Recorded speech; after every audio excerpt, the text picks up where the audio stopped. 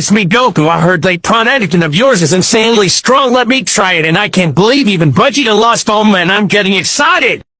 Okay, here I go.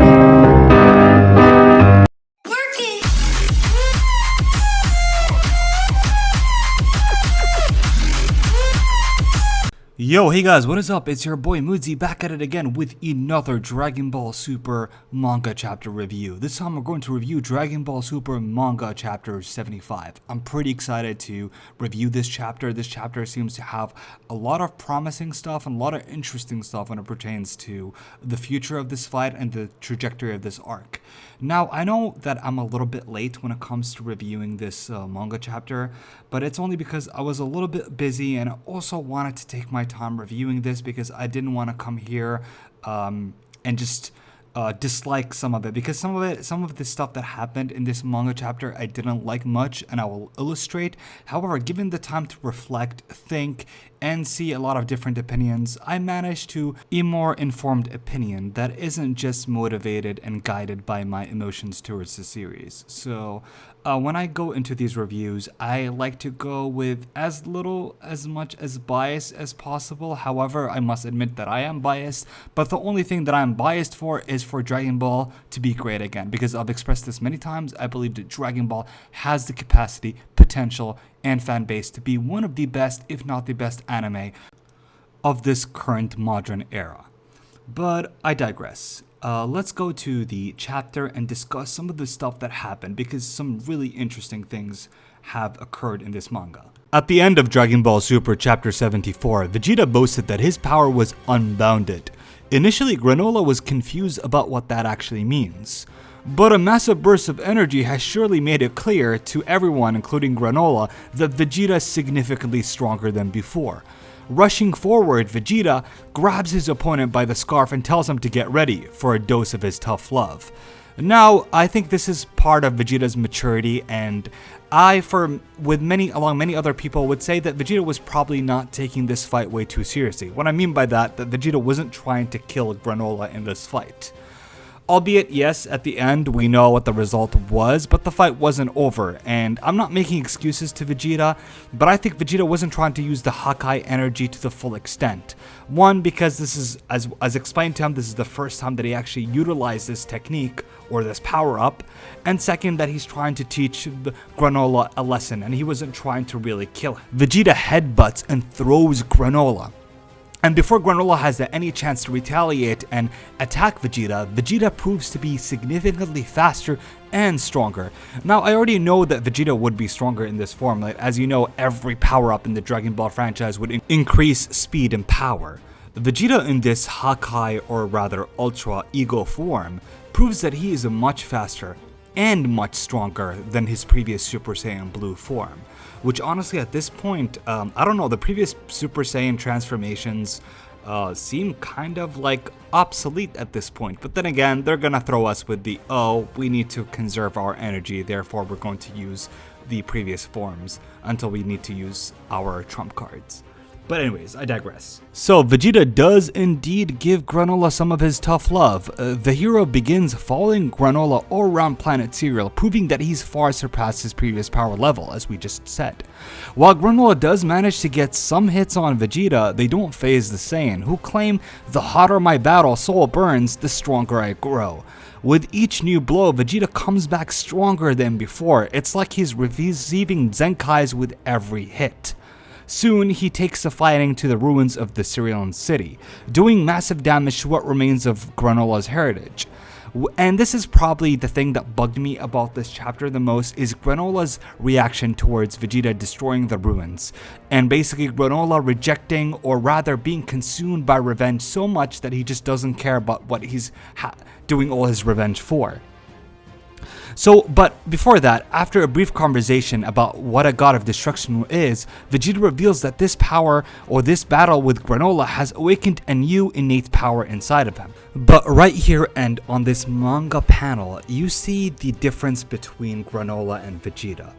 Granolah assumes that this power was a gift from the god of destruction, and thankfully, Vegeta actually emphasizes on the fact it's like, no, you fool, you baka, it's not, nobody has gifted me this power, not everybody's like you, taking the cheap way to gain strength. I acquired this power my own way. And Granolah cannot have this concept grained into his head. And I think this is one of the themes of this story arc, is that easy come, easy go. If you get this power easily, it will go easily. And I think this is where also the healers are going to take precedence in the manga, when they also do their wish and they also take the easy way out. So Vegeta has deserved to get this power, unlike Granolah. So Granolah tries to blast Vegeta with a series of energy waves, but the Saiyan proves too much for him. Hiding inside an energy shield, Granolah is initially unable to understand why Vegeta isn't even bothering to dodge Granolah's attacks, realizing that his opponent's transformation is unlike that of Goku's. And this is something interesting, and I've actually noted that in my videos. I made 2 videos about Vegeta's Hakai form, or rather Ultra Ego form, is that this form is going to be Vegeta's own Ultra Instinct version form. So Goku uses his form in order to dodge attacks. His body moves independently on its own, where Vegeta is all about destruction, the instinct to destroy. Goku's instinct is the instinct to protect. So he protects his body by dodging. Vegeta's protect his body by having Hakai energy enveloping his own body. The only thing that I honestly don't understand, in my video I actually predicted that Vegeta uses this power in order to just basically repel attacks. But in this case, he actually does take damage. However, the more damage he takes, the stronger he seems to get. So either he absorbs these attacks, or it's possibly part of Vegeta's mental resolve. So the more resolve he has on his mind, the stronger he gets. Because if you remember, in the previous manga chapter, Vegeta's whole fight in Super Saiyan Blue hinges on the fact that he was accepting his true nature and also embracing it. And by embracing that nature, embracing that instinct, he was able to tap to Ultra Ego. So I think this is part of the reason why he keeps taking hits, but I think this is not a sufficient way to fight, and I think this is one of the weaknesses of this form at this point. I think when Vegeta perfects his form, he isn't going to need to take damage, because Vegeta started off, just like Goku, he started off to be super dominant until he started to receive more damage and bleed from attacks, if you guys notice. So the more times he gets, the weaker the form gets. So it's the same as Ultra Instinct. And Vegeta was unlucky at the end, as you guys know, that Granolah is going to basically unlock Sharingan and just use it to basically defeat Vegeta in round 1. But again, we're gonna get there when we get there. So at this point of the fight, Vegeta proves to be overwhelming Granolah in every aspect of the fight, not in terms of just strength but also experience. And Vegeta also heavily emphasizes that Granolah lacks fighting experience and that Saiyans live to fight. But the thing that I want to note before that is that Vegeta Vegeta has the upper hand, and he has no reason to lie at this point, and he tells Granolah that, yo, we're actually on your side, like in terms of like Vegeta, Frieza is actually the one who destroyed planet Vegeta, and he's actually just as much of a victim of Frieza as the Cerealians were. And you would think that like Granolah would have some sort of sympathy, but no, it feels like because he threw away his life for revenge and he like sacrificed so much of that in order to seek out his revenge, he doesn't want to believe that. But then again, why is he taking it out on Vegeta? Like, I know that the Saiyans are, in his eyes, they're responsible, but according to Vegeta, that the Saiyans met their fate. They have met like retribution from Frieza when they were killed. So the only person, if anything, this should add more fuel to the fire. It's like, yo, I sympathize with you. This is more reason for me to destroy Frieza. But no, Granolah becomes a dumbass. And even when Oatmeal, and we realize that the eye thingy that Granolah has covered, tells him, yo, this dude be spitting some facts, you know, like it doesn't line up with what we've been hearing. And you think that Granolah would actually, yo, maybe I'm being manipulated, maybe the healers are trying to take advantage of me, yo, what are they doing? And this is something that I expressed, like one of the dumbest things that Granolah has done was tell the haters how he got this power. Like he got so cocky to the point where he became so freaking stupid. And it's unjustifiable, to be honest, how stupid he is. Like I know a lot of people are like, oh, he's consumed by revenge. It's like, okay, you're consumed by revenge, you're angry, but you don't act this freaking stupid and foolish. It's like, I understand you want to defeat Frieza, which, by the way, at this point I feel like I doubt we're going to see Frieza on this arc. But really, Granolah, if you want to do revenge, like do it right at least. I'm not saying that he shouldn't have revenge. I'm saying that he's being so stupid about it. And he even like throws his eye thingy and is like, "Oh, I'm too strong for you. I don't need your help." It's like, psych, bitch. Man, I don't know, like Granolah, honestly, in the beginning of this on this manga arc, I felt like he had lots of potential, but every single manga chapter he's devolving more and more to a generic, dumb, one-dimensional Dragon Ball villain. He's becoming like a Jiren-esque, an Omega Shenron-esque. It's like, yo, I'm sort of evil for the sake of evil. I'm sort of gonna fight you for the sake of fighting you. But albeit, yes, he does have a little bit more background and he's not that evil, so there is a bit of an interesting element.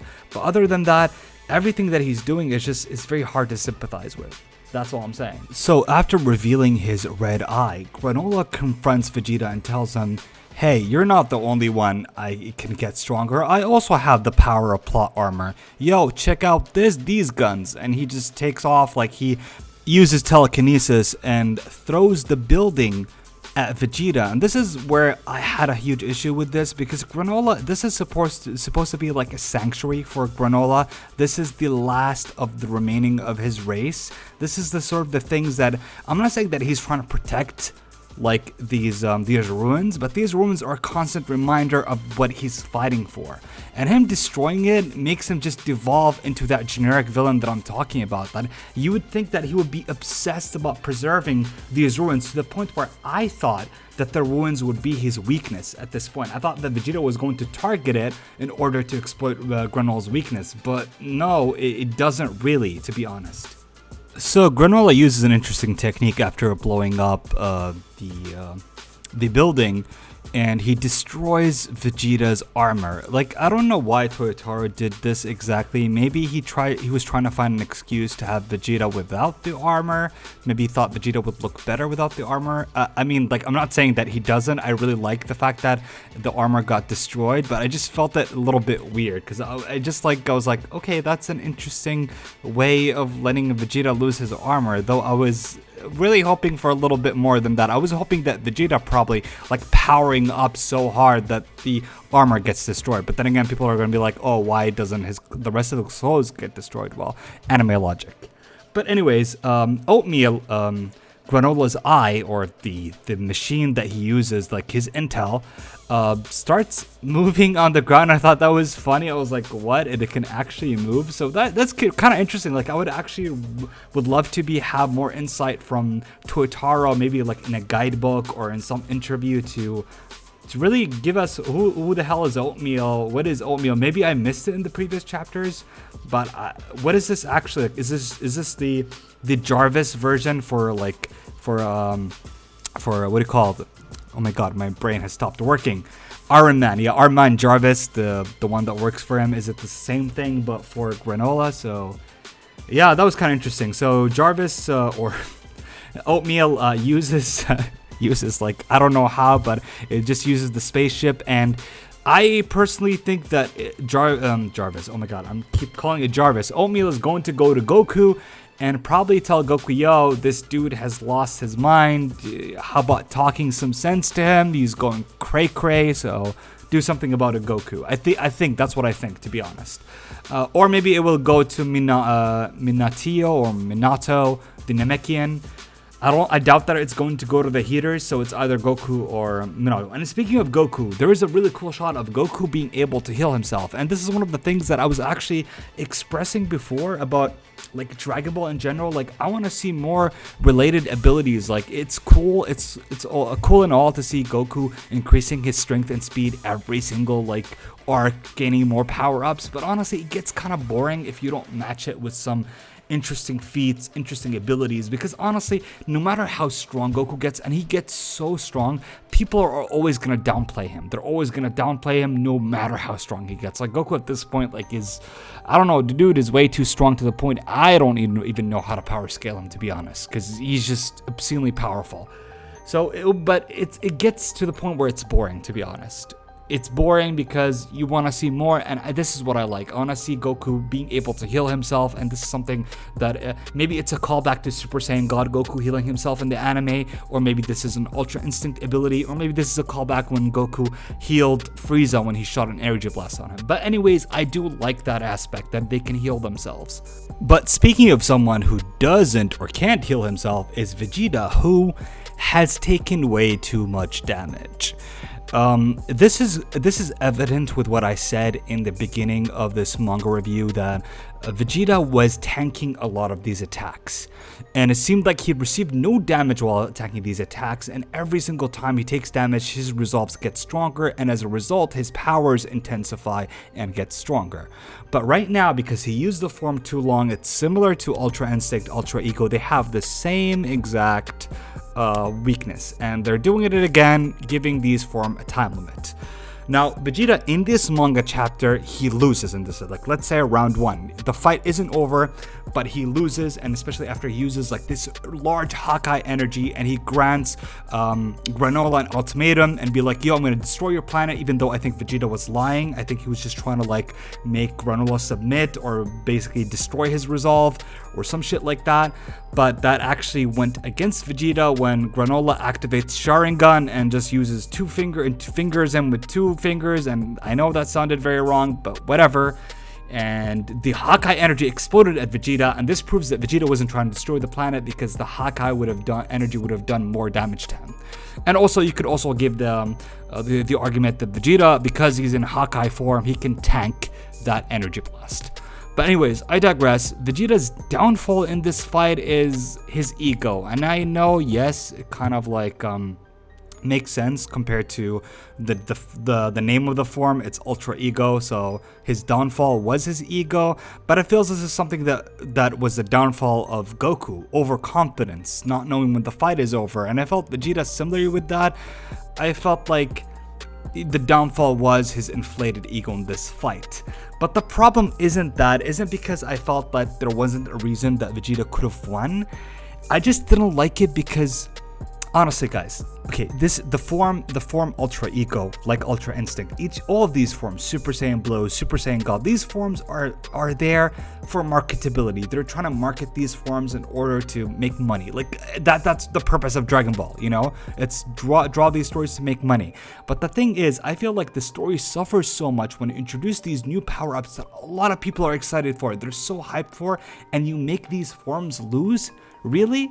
Like, I don't understand. They don't understand. Like a lot of these anime, new writers, like for Dragon Ball. I'm not talking about other writers. They don't understand the value of preserving the badass of these forms. Like what makes Ultra Instinct so badass, and like especially like against Jiren in the anime and against Moro, is that it's a form that has a lot of like just hype and excitement, and also like the payoff for this form. Like Vegeta, we saw like a character arc for Vegeta to train.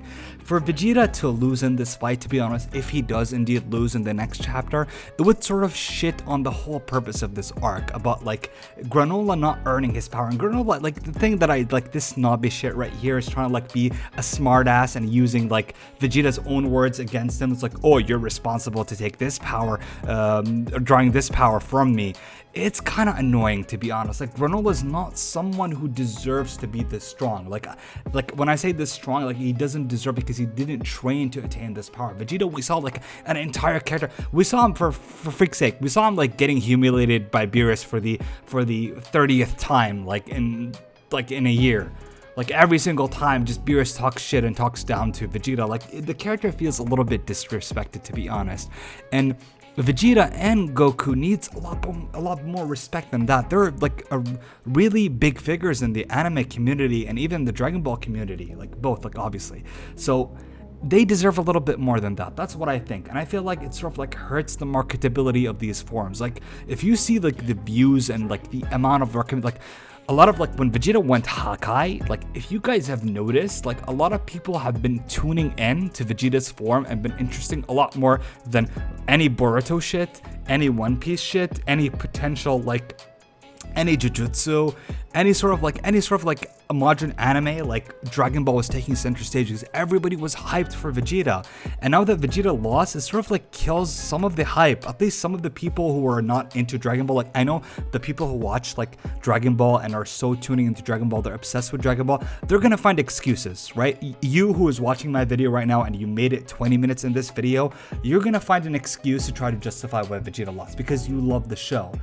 And you're gonna comment and you're gonna tell me, no, MoodZi, blah blah blah, I believe this. And yes, you can convince me, but can you convince all the people that have been tuning in and have been coming back to Dragon Ball? Some people, like, their favorite character in Dragon Ball is Vegeta, and when they saw Vegeta has been taking more prominent stage, you bet your ass that a lot of them are reading the manga. So it is a big slap to the face to those people when they see Vegeta performing bad at the end, or at least seemingly lost. I know, guys, he didn't lose, so please calm down. This is not a rant video, and you don't have to fight me to convince me, but I'm just telling you that a lot of people, that's how they feel. And you need to respect how the normies and basically the people, the common people, what they feel about the show. So yeah, I hope they rectify that in the next chapter. I don't want this, as much as I like Goku, I don't want this to be a case of Goku coming back and defeating Granolah by himself. And I also don't want Goku and Vegeta teaming up against Granolah. I think this is an arc that should show you that, like with that we have seen in the previous chapter, that if you're strong today, somebody else is going to be stronger tomorrow. And Granolah just suddenly getting stronger until, like, it just doesn't make sense that he got stronger. Like, I know maybe because he unlocked his LI ability, so by hacks he got stronger, but still, because the dragon granted him all this power, that should have been his max power. He shouldn't have any more power than that. The only thing you can get is maybe battle experience, but not getting stronger, since the dragon himself made him as strong as possible. So yeah, these are just my thoughts. This is just a mini rant at the end, just a small one. Tell me what you guys think. And if you guys enjoyed this review, then please slap a like on it. Oh, by the way, before I end this video, I just want to say that in the end of this manga chapter, we see the heaters. The heaters actually make, and they're actually going to get the Dragon Balls. And this is, by the way, I've predicted this like 3 months ago, or maybe 4 months ago, that the heaters are going to use the Dragon Balls. They're going to make gas the strongest. If you haven't watched my prediction video, watch on my main channel the video, the plot twist that you may have not expected. If you guys want to know my prediction about what's going to happen in the next 2 chapters, then watch this video. I'm going to explain to you why Gas is going to be the ultimate villain in this manga chapter. So yeah, I'm actually interested about what's going to happen later. This manga chapter, I'll give it an 8 out of 10, an 8, like a solid 8. It was pretty enjoyable. The fight was really interesting. I cannot wait to see this in anime form. So yeah, the Dragon Ball Super is getting better, but like I said, Vegeta got disrespected, and I feel like it hurts the product because a lot of people were tuning in. Trust me, like so many people that have been dropping the manga, they came back for it because Vegeta unlocked a new form and he has Ultra Ego. So don't underestimate the hype that this form has gathered. Maybe it didn't turn you off, but it turned off a lot of people. But yeah, if you guys enjoyed this video, then please like, comment, and subscribe, and I'll see you guys in the next one. Peace.